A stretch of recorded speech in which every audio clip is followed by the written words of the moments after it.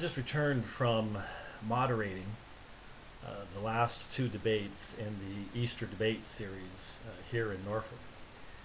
These took place at a Baptist church. The preceding ones took place at Old Dominion.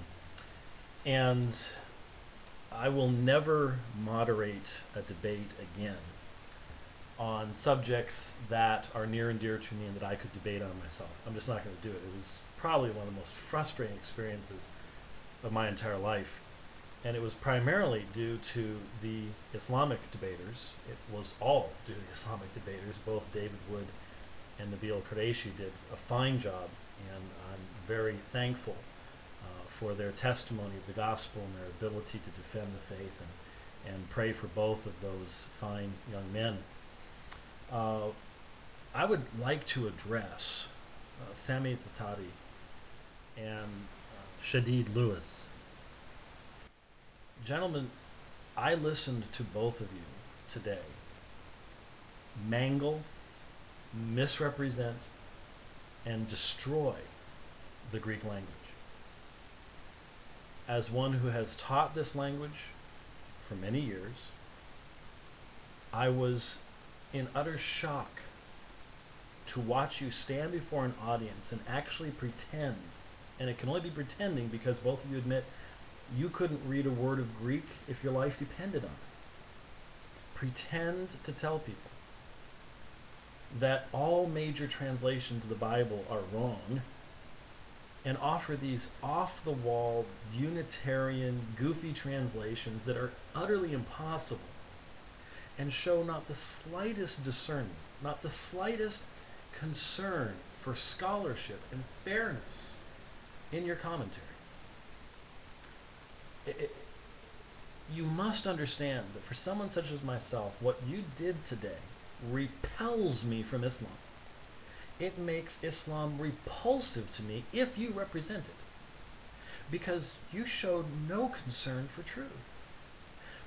If I had seen Christians standing before an audience misrepresenting Islam the way you misrepresented Christianity, gentlemen, I don't think either one of you could define the doctrine of the Trinity if you were offered $5,000 to do it. You have not even taken the time to learn the most basic elements of the system that you then criticize and attack. I had seen Christians telling people that Muslims worship Muhammad and Zina. And if I had heard them making things up about Arabic, quoting Muslim cult groups as if they're normative, misrepresenting the Quran and the original languages of the Quran, the way that you misrepresented the New Testament and the Greek of the New Testament, I would have been humiliated for the Christians who did such a thing. But that seems to be normative practice for Islamic apologists. I was thinking, I mentioned to a number of people, over the past week, in my own library at the ministry, I have added the 40-volume English translation of Al-Tabari's history. I added I think it's 13 volumes of the Tafsir Al-Tabari in Arabic. The first volume of the series they're printing of Al-Qurtubi. And that's just this week. I spend so much time and so much effort to try to understand accurately the best that Islam has to offer. And when I look at Islamic apologists who obviously never take the time to actually read what Christian scholars are saying, what meaningful Christian apologists, when I hear you quoting internet scholars, rather than showing any of the interest that I show in trying to accurately understand your faith, I go, why is it that only one side?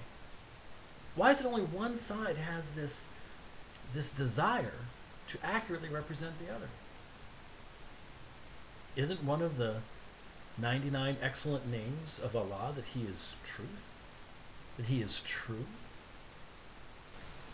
And then after the debate, I talked with Shadid, and I said, so at the end they had done again the, oh, well, you got this all from the pagans, and there are all these dying and rising gods. This same garbage that Christian apologists have refuted. Oh, there are entire books out right now demonstrating that if you'd actually go and read the literature, you would see that to even pretend there's a parallel is to demonstrate that you have no concern for consistency and logic whatsoever. And so I asked Mr. Lewis, I said, sir, what is the alleged parallel between Osiris and Jesus? Virgin born, God-man. Well, we're talking about a polytheistic system here. I mean, one of the points you might want to think about is that any parallel that does not come from monotheism is irrelevant to the subject of Jesus. These are monotheistic Jews. Do you think they're ransacking paganism to come up with their beliefs? But, be that as it may, that's not what it is. Osiris allegedly is a dying and rising god.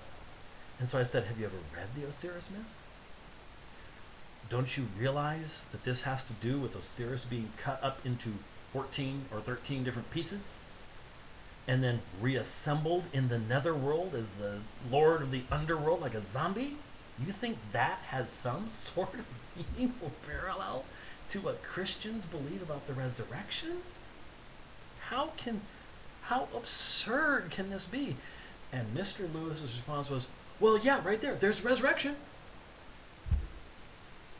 Don't Muslims believe in resurrection?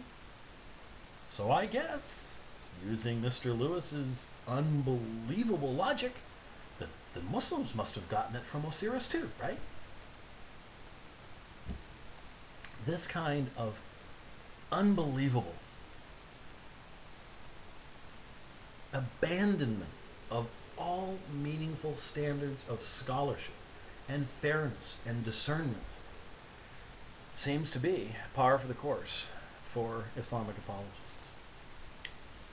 Gentlemen, you would never survive a debate with real cross-examination with me in regards to what you claimed about the Greek New Testament tonight. I would love to hold you accountable for the things you said. At least one of the questions asked demonstrated, and Mr. Satari, of course, ran from it immediately, was pointed out that John 1:6, if you make the argument that, well, every time Theos appears it doesn't have the article, it's supposed to be translated a God, which is we have to look at the context. That's the point, Sammy. That's the point. In John 1:1, Theos is a pre-verbal predicate nominative. That has meaning. You don't even know what that meaning is, so how can you seriously show respect for an audience and stand in front of them and pretend to give accurate translations? Gentlemen, you did not show any concern for truth in these debates.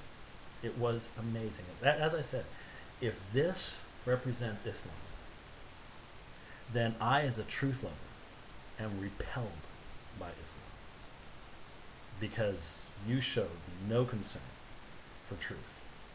If you want to try to at least be semi-honest, then what you need to do is say, well, I know that Christians see this in their New Testament, but there's a minority of religious writers who on the internet have written this. And yes, it goes against the majority of scholarship, but maybe it's a possibility. At least, if you're going to go that direction, at least there'd be some honesty. Now, I managed to get a recording of a good portion of the presentation this evening by Sami Satari. And so, when I get back to Phoenix, I am going to take the time to demonstrate. But what I will do is I will put the text in front of you, and I will demonstrate what the truth is from the text, rather than gross misrepresentation, which is what we got from the debates tonight. Gentlemen, for truth-loving people, you repelled from Islam tonight? Think about it.